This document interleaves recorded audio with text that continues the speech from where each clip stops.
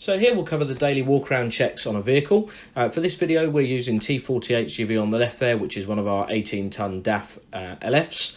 So the best place to start is looking underneath the vehicle just to make sure there's no leaks there that have come up overnight. Once we're happy that's clear, we're going to open up the front of the vehicle, open the bonnet so that we can check our fluid levels inside. So the first one we're going to do is the engine oil. So we're going to identify the engine oil dipstick, pull that out, clean it, put it back in, take it out again, and we're checking that the engine oil is appearing between the two marks on the end of the dipstick. Once we're happy with the engine oil level, I'm going to put the dipstick back in and look for our next reservoir, which on this vehicle is the engine coolant. And we're going to make sure the fluid level there is appearing between the minimum and maximum marks. Remember not to open that reservoir when the engine's hot. We're then going to check our next reservoir, which is screen wash. So we're going to make sure in there that we've got enough screen wash fluid for our journey.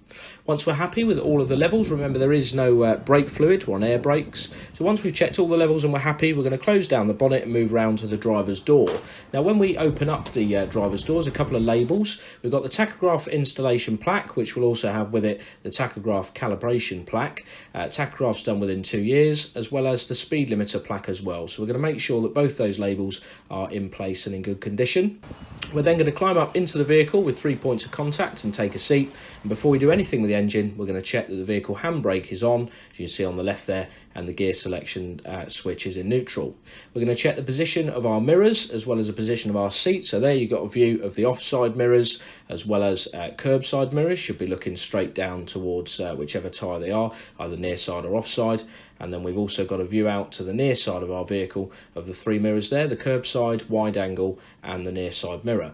Once we're happy with that, we're going to then put the key into the ignition and turn the ignition on. When we do that, we need to be watching the dashboard. So you'll see a whole load of warning lights come on. We're not going to start the engine until those have gone out. Once they've gone out, we can start up the engine and we're checking to make sure that no more warning lights have appeared. That could obviously alert us to a problem. So with the engine on, we're then going to check the demisters. So we have them on the windscreen mode. Switch on the demisters, you'll hear them working, as well as have a feel to make sure they're actually blowing up onto the windscreen. Once we're happy that those are working, we can switch them off, and we need to now check that the windscreen washers are working. And from inside the cab, we need to check the condition of those blades and make sure that it's adequately clean in the windscreen.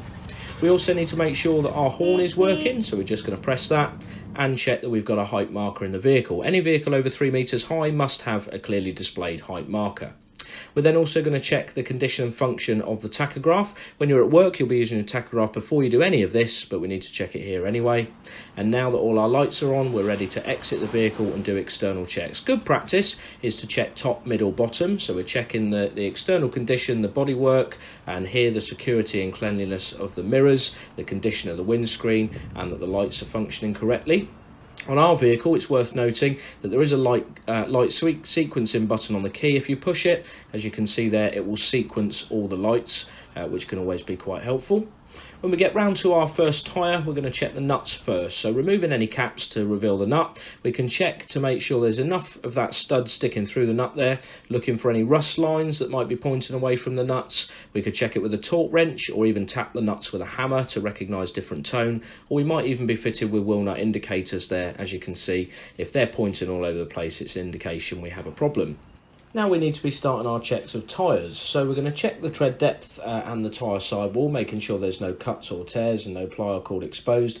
We're looking for a minimum of 1 mil tread across the central 3/4 of the width of the tyre around the full circumference. We're also going to be checking that the mudguards and spray suppression are in good condition and clean, and they're not interfering with the tyre. And on this side of the vehicle, as we work our way back, we've got the AdBlue tanks. We're going to make sure that the cap's secure, we're not leaking and the tank's secure, and that when the engine's running, we're not going to be blowing out any black smoke from the exhaust. On our way back down the side of the vehicle, we're checking the underrun bars to make sure they're secure, as well as a good look at the body bolts along the body of the vehicle. This is what attaches the body to the chassis, so we're going to check they're all secure. When we get to the rear tyres, we're going to do the same checks again as before on our mudguards and spray suppression, as well as the tyre sidewall, wheel nuts and the tread pattern, remembering that when we're checking that tread pattern, we need to account for both those tyres, so make sure we have a really good look in between the two.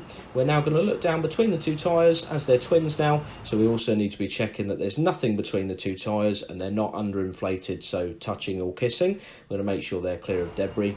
Then we're going to move to the back of the vehicle, checking along the body, and when we get to the back of the vehicle, we're going to have a good look at the overall condition of the rear. This is a good time to also open up the rear door to check the security, position and condition of the load that you're carrying, making sure it's obviously adequately secured for your journey. Once you've done that, we're going to shut down the rear door and secure that, and then check the overall condition of the rear of the vehicle, including making sure that the lights are working. Obviously we haven't checked brake and reversing lights yet, we'll do that a little bit later. We're going to work our way down the left of the vehicle, checking top, middle and bottom, making all the same checks we've made the other side. So checking our tread patterns, that there's nothing between those rear tyres, wheel nut security, our spray suppression, the condition of our body. When we get to the fuel tank, need to make sure we're checking that the cap is secure, as well as looking at those tank straps to make sure they're in good condition and secure as well. Once we've checked the diesel tank, we're going to work our way to the door, and when we open up the door, we're going to be checking the VTG6. Making sure it's for the correct vehicle, so you can see on this plate we've got T40 marked in the top left hand corner. You can also see the gross weight of 18 tonnes, as well as the axle weight limits for axle 1 and 2. So on the test you might be asked to identify what the legal maximum weights of the vehicle are. All that information is contained on the VTG6 plate here, which is normally over by the passenger side door. We're now going to do the same checks as before on the near side front tyre. Once we finish those checks, we've been all the way around. We're going to go back to the driver's seat and we're going to check our brake and reversing lights, so we can get a colleague to help us with our brake lights or reverse up to something reflective so we know they're working. We're also going to put the vehicle into reverse, make sure the reverse lights are working, and you can hear the buzzer working as well. Another question you might get on the Mod 4 is how you would check the air pressure system. So for that, we leave the ignition on only, not the engine, and we switch on and access the air supply, and we then drain the tanks. And we do that by pumping the foot brake, and you'll be able to see on the dashboard indicator that the air tanks are lowering. That's telling us that all the valves are working correctly to release the air. You'll then have an alarm come on, which is a great thing because we need to make sure that there is an air pressure warning alarm. Once that's come on, we can then start the engine to rebuild the pressure, and you'll be able to see that pressure being rebuilt until the alarm switches off. We now know the compressor's working, and once it's all the way to the top, we can switch off the engine and walk around and listen for any leaks in the system. So once you've given us a call to book in for your Mod 4 training and test, everything surrounding walk-around checks will be explained and practiced before your test, but it's really important to remember no matter what size vehicle, large or small, whatever you're driving needs a thorough check before we go out on the public highway to make sure we reduce that physical risk to us and members of the public, and also any defects that we find can be rectified there and then before we leave for our day's work.